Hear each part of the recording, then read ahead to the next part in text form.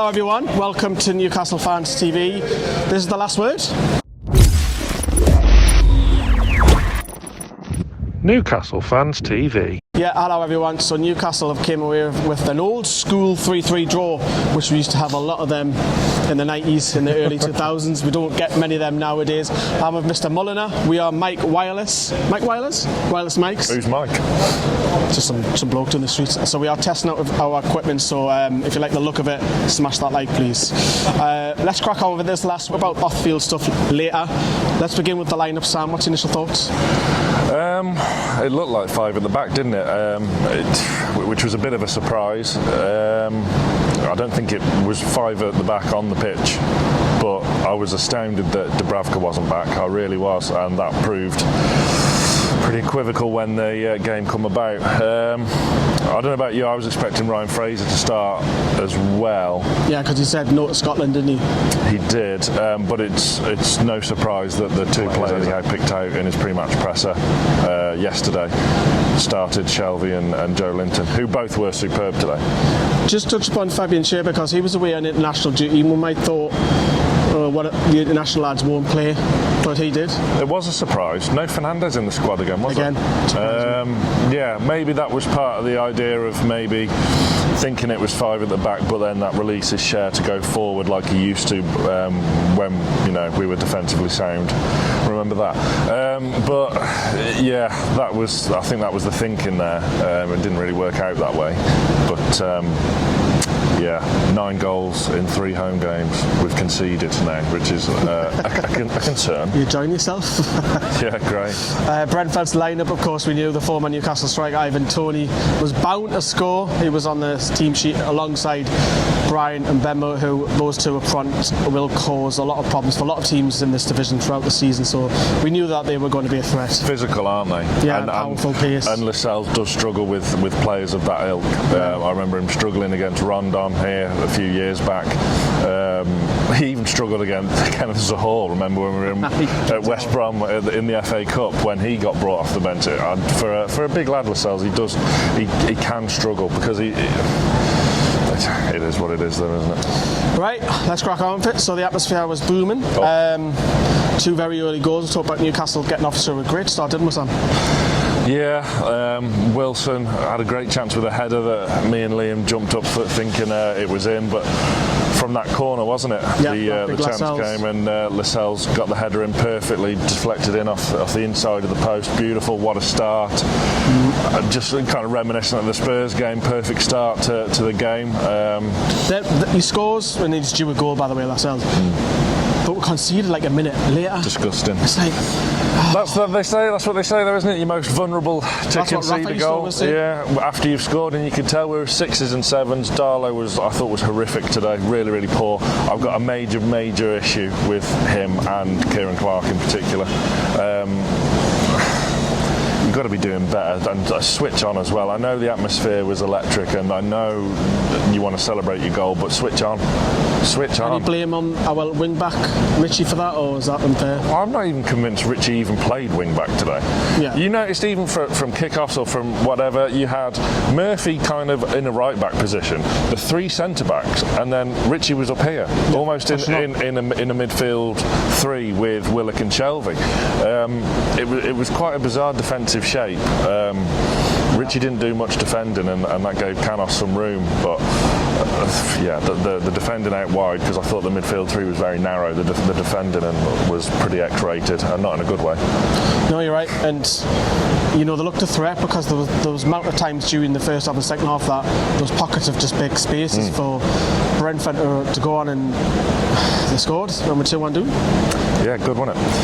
Yeah, the thing was as well, it was our pressure, we couldn't make it tell because it was all us. I mean, is Jacob Murphy at fault? Because that's Rico Henry's at the back post and Murphy's nowhere. Yeah, it didn't look great. How the left back can be left with the back stick with that much room is pretty disgusting. But yeah, the defence. It's just astounding how that defence can go from being so solid under Rafa Benitez to capitulation under Steve Bruce, and now look, it's in utter ruins now. so disappointing. Yeah, way too much space. How can you give a left back that much room? He has been scoring goals as well. He would have been on that threat list. But Liam went for a piss and missed Joelinton's goal. Speaking of him, by the way, I thought he was absolutely sensational up until 70 minutes. Yes, there is a clip, I've got it, which just stay tuned for a couple of minutes. Joelinton, bottom corner, great finish, and I thought he was sensational up until that miss later on. And we're going into half time at the right time we scored, I felt. Yeah, it would have been. I don't think it would have been a fair reflection of the scoreline had we gone into half time behind, because we did look a threat going forward. There was tremendous energy going forward. Shelvey, who would. This may surprise his critics, but I thought Shelvey worked his absolute bollocks off. Pressure, wasn't it? I thought he was absolutely superb, and I think over the 90 minutes he just nips man of the match for me, because Joelinton had a poor last 20. That miss is going to give me nightmares. He's accused Shelvey of not running about. Oh, he fucking did today. I bet his running stats are right up there. I'd be surprised if they weren't top of the pile, to be honest. Yeah. But yeah, there was tremendous energy going forward, and luckily we did get the goal. And Joelinton deserved that goal as well, because he, as Harry said in the instant reaction, he was an absolute monster, especially in the first half. It was the best performance he's had in a Newcastle shirt. It's just a shame. I would have maybe hooked him off after 70 minutes, because he'd ran his race. He could do no more, and maybe just bring Miggy on, or sort of fresh legs, or even a Dwight Gale, someone like that, for the last 20. We'll talk about Eddie Howe missing towards the end of the game, but in the dressing room you would have had Tindall, Graham Jones, and by the way, it was Tindall running the show. We were watching, me and Johnny, we were watching the pre-match stuff. It was all Tindall, and he was on the touchline a lot of the time, barking instructions. Don't get me wrong, Jones was up a couple of times, but that's Tindall's. That was Tindall today. We'll come out then. Right, I said on the Eddie Howe coronavirus video that Tony will score and we'll win, and I thought this is going to happen. We're going to win 3-2 here, but no, we concede again. Darlow. Shocking, isn't it? Darlow just come out, collect the ball. He came out hesitant. To be fair to Darlow though, he did come out a couple of times one-on-one and block sliding down. It could have been made a lot more comfortable had he not hesitated. He was very. It always is, but he was hesitating an awful lot today. Did not look comfortable. I will be amazed if he's in goal at the Emirates next week.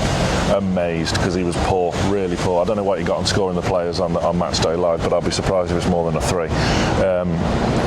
Should have come out and got the ball sooner. Had the opportunity to then collect, but I think a bit of confusion and barking at Richie, I think it was, that missed, and then the play gets recycled. How did that not have happened? The ball went down as a Lascelles on goal, didn't it? Which I didn't think that's because I'm at the other neither end. Neither did I, and I was up that end, but not a great view of it. But all of that could have been avoided had Darlow in the first instance gained the ball, and then we could have reset and gone from there. It was a shame, real shame. It was poor. The 3-2 down. A couple of subs were made fairly early on, wasn't it? When Sean come on, and he tweaked the system as well. Had to. When we took off Fabian Schär, we brought on Longstaff. We made another substitution. Ryan Fraser came on, went 4 at the back, and stuck another midfielder. Did that do anything? Or do you like that actually? Because Bruce wouldn't have done that. I loved Ryan Fraser playing on the wing. Love that. Love that. Who would have thought playing a winger on the wing works? It's amazing, wasn't it? And that just like a winger on the wing. Last ditch tackle you mentioned as well. We'll get to that, but first of all, the assist for the equaliser, filth. In a good way. Absolutely awesome. A winger on the wing doing what wingers do. And then there was another winger on the end of it. Oh, I know. Allan Saint-Maximin. It's simple, really, isn't it? Great. We were kind of not knocking on the door, but they were trying to force it and rush it, and that's when mistakes were made, and there wasn't a proper attack at the end of it. Wilson didn't really get a sniff today, apart from the very first chance of the game. There wasn't really enough for him. There was Richie in particular, who just ended up twatting the ball at ASM, and it goes out for a throw or off a defender or anything. It was all rushed, where that needed a bit of composure and a bit of calmness and a bit of football intelligence there. We did get it, that final bit, and ASM jumps into the crowd right in front of me. You'll see it now. Fantastic scenes, great celebrations. Could we go on and nick it then? Could we go on and nick it? Obviously ASM went close as well with a curler. Joelinton should have won the game. There's no two ways about it. Let's just talk about, because that's the big talking point, and as I say, he was sensational. First 17 and everyone's minutes. going to look at that. It's probably going to be highlighted a match of the day of the night. I think there's the chance to win your first game of the season. he cuts. Why does he cut back? Why doesn't he hit it first? But when he cuts back, he kind of loses his footing.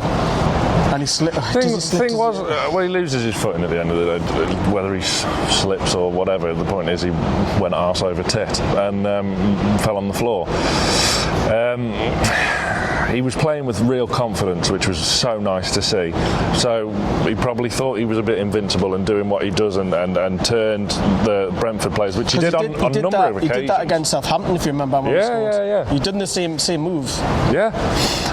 But the thing, and he was doing it all over the park today. There is some little, like, remember when he first came and he was stuck up front? I always had an issue with his positional play. He couldn't hold on the ball. There's still a little bit of that around because he's still here, there and everywhere, sometimes not in a good way. But on the whole, he was turning players, he was holding the ball, he was absolutely awesome. And he was playing with real confidence and real vigour. So, like, when that chance comes to him, I mean, look, if that happens again, he'll probably fall over again. But, you know, if it happens again after that, he might score. But that was the game on a plate. Thank you very much. 3 points, job's a good one. And we've scored 3 goals at home and still not won the game. Yeah, our defence, it's all over the place. Let's get some match reaction from the backroom team at the Toon. It was certainly a great game to watch for the spectators. It wasn't the result that we obviously wanted. We wanted to win the game. We set up to win the game. But there were so many positives to take from it. I think, you know, from an attacking perspective, 23 shots, hit goal, 9 shots on target compared to Brentford's 4. It was a real good physical attacking performance. Obviously, we were disappointed with the goals we conceded, but that's for us to review back, analyse and give feedback and get back out on the training ground and work to put things right. So that was the match reaction. Of course, the elephant in the room is Eddie Howe. Wasn't here today, got coronavirus on the eve of his first game. He would have been on the phone practically all day. Whether the signal's great in there, I don't know, but it's not for me. But no. It's easier to say it in hindsight. Did we miss his presence? Well, we don't know because we've never had his presence. Do you think it would have helped? You can't miss something if you've never had it in the first place. Because going forward, there was hunger. Oh yeah, there was hunger. There was a lot of press and more. And it was the most entertaining game we've had all season. It was actually it was an entertaining watch. It was a good game to watch, not like the last few games. They're the positives for me, that they was high pressing, in your face. The players wanted it. They were more hungry for it. They wanted more of the ball. Give me it. It wasn't just ASM. There was a few of them doing that.